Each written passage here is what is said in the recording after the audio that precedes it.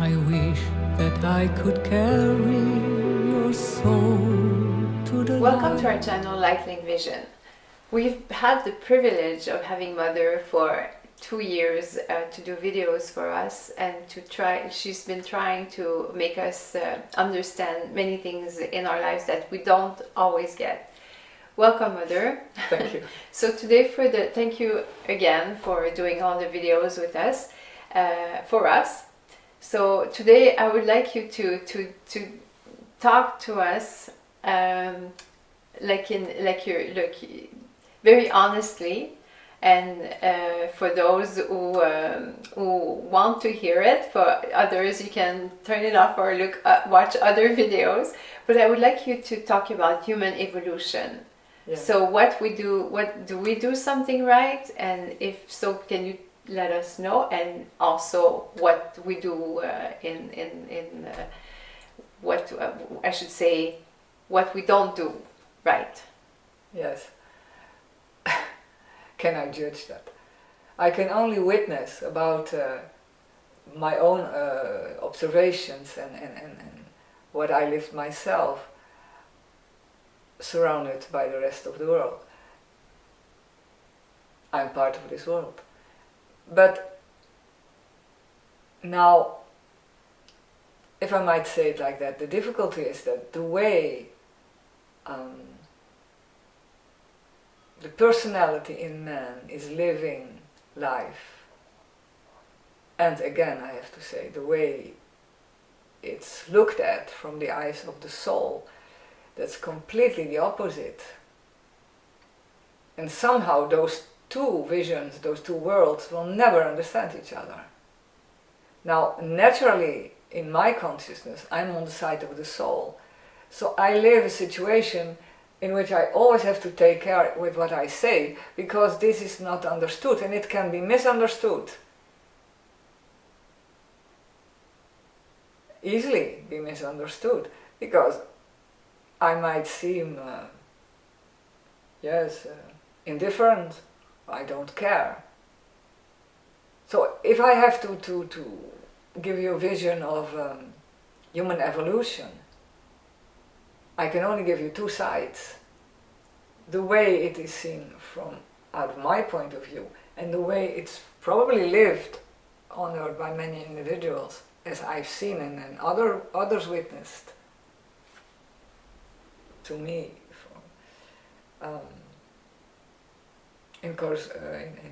in connection to their own experiences. If I start with the human part, what you can say is that humanity is slowly, very slowly, from my point of view, learning to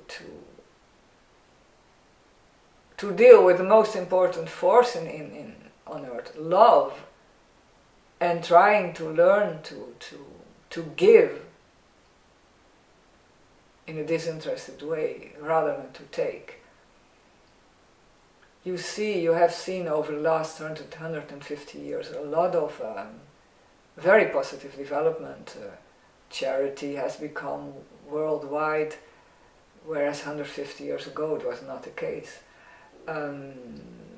Poor people live in far better material conditions, many of them, let's say, than 200 years ago. Many people have food, whereas 150, 200 years ago that was not the case. You can see that outer material conditions have ameliorated a lot. Also, from the heart level, caring for other people, whether it be animals, plants, other human beings, we care more about the earth, about each other.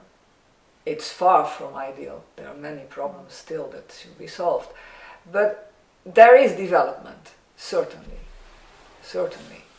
But in spite of that, something is not going so quickly. And that is the attachment of man to the material and physical side of life. So as I already said, in this situation of humanity as a whole, there are differences, of course, many differences, but now I take it as a whole. Material conditions have ameliorated. Caring for each other or for the earth also has taken a better direction. But as I already said, we are much too busy, in spite of everything, with only physical things. And it seems a contradiction, but it's not said in that way. Although we are very busy with the material plane and with our physical body, basically, we are not always busy with it in the best way. So you see, for instance, people being busy with their body a lot, but they do sport.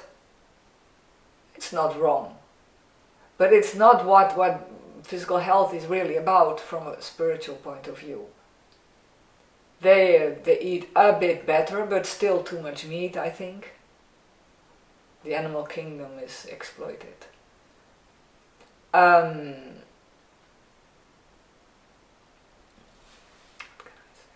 They have a lot of aesthetical surgery.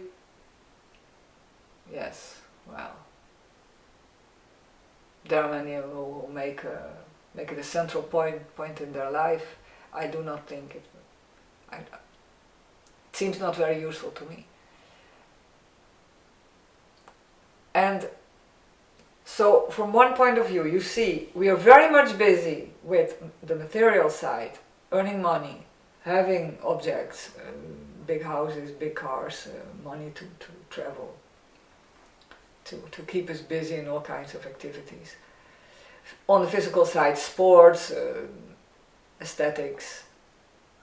But from a spiritual point of view, those things are not essential. That's what I wanted to say. So you can say, in a relative sense, there is progress. There is a bit more love for each other and for the earth, the ecological movement, etc.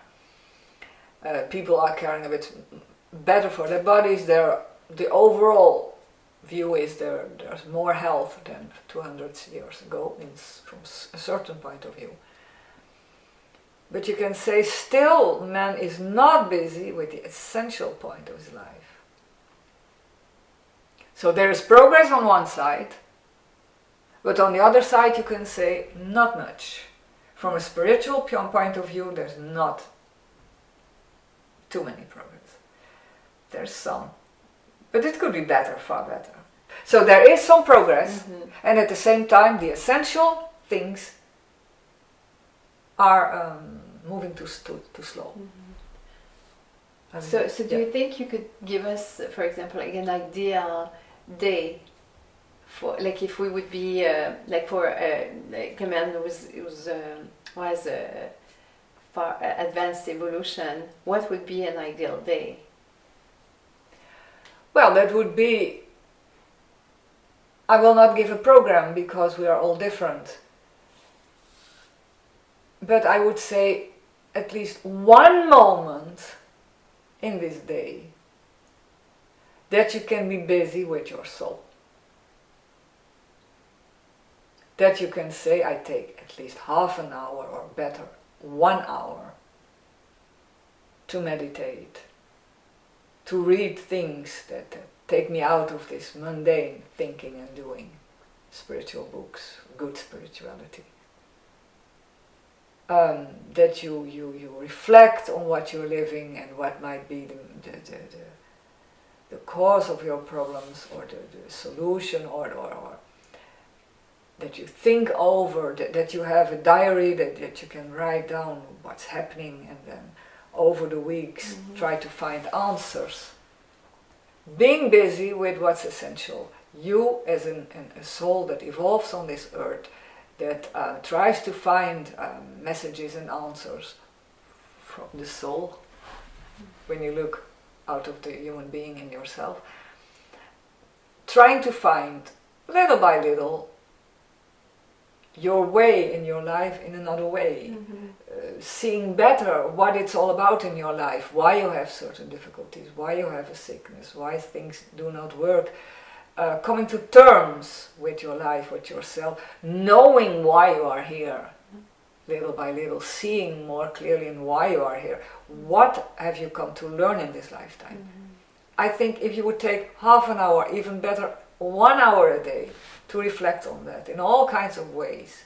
Meditation, walk in nature with reflection, before you go to sleep, asking the angels to instruct you during the night, having a diary in which you write down what you live and your question marks, being busy with what's essential.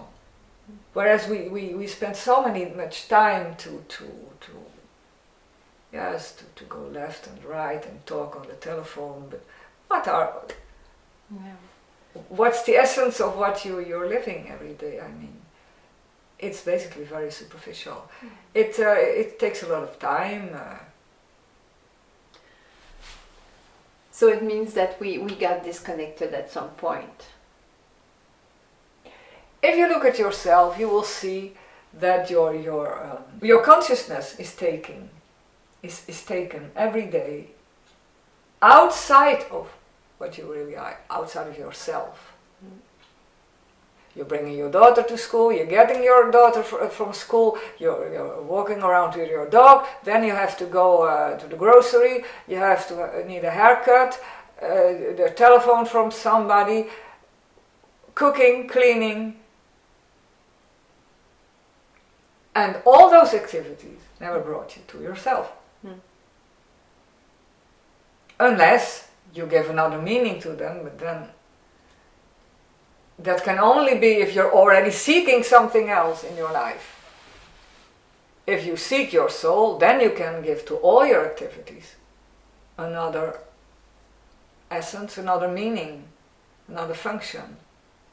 But when you're not seeking anything, because you don't have that habit, you will clean for cleaning, you will cook for cooking, you will go seek your children for just going to school up and down. You will never think about something else.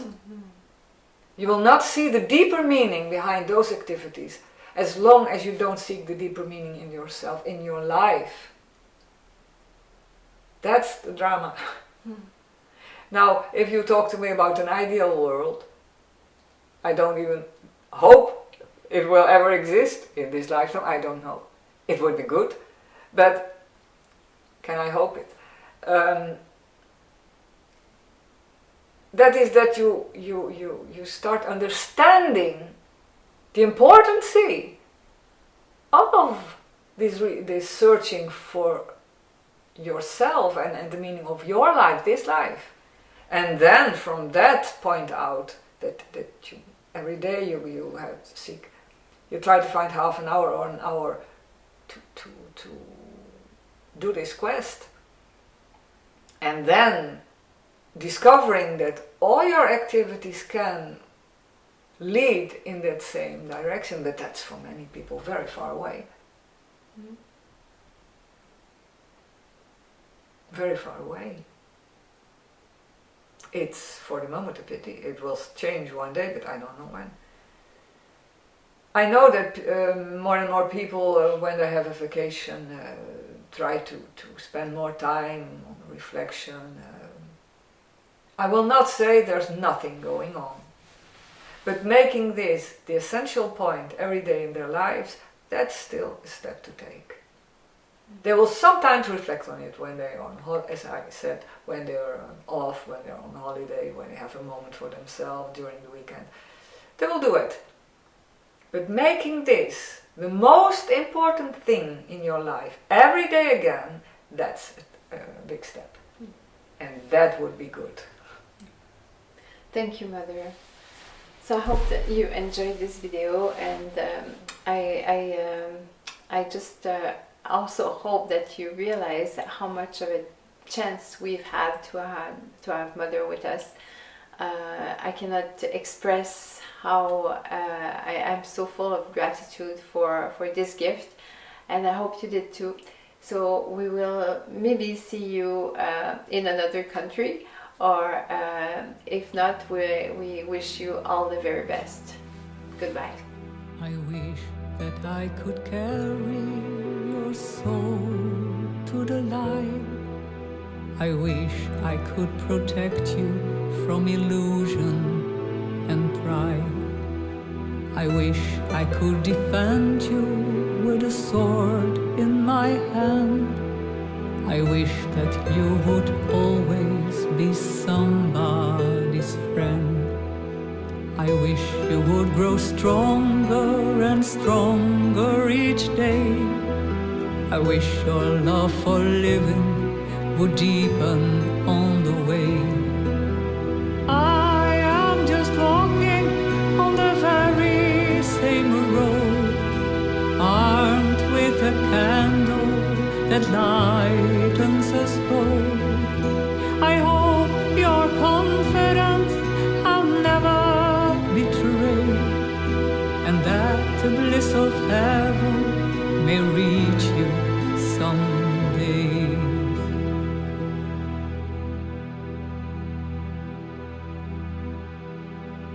I wish you would seek a meaning in all that you meet. I wish that you would never give way to envy or greed. I wish you would be open for beauty and truth.